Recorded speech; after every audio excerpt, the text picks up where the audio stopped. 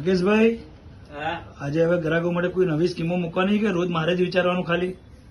યાર તમે વિચારવાનું કોને, અમે અમારા માઇન્ડ છે ભાઈ, અમે વિચારીએ પણ આ તમે વિચારવાનો ચાન્સ આલો તો ને, આ તમે વિચાર્યું કીધું ને મને આજ લાવ્યો છો. જુઓ, લોન છે, સ્ટેટ કટ છે, બધા અલગ અલગ ટાઈપના પીસો કોટનના લઈને આવી ગયા છે આનંદી ક્રિએશન વાળા.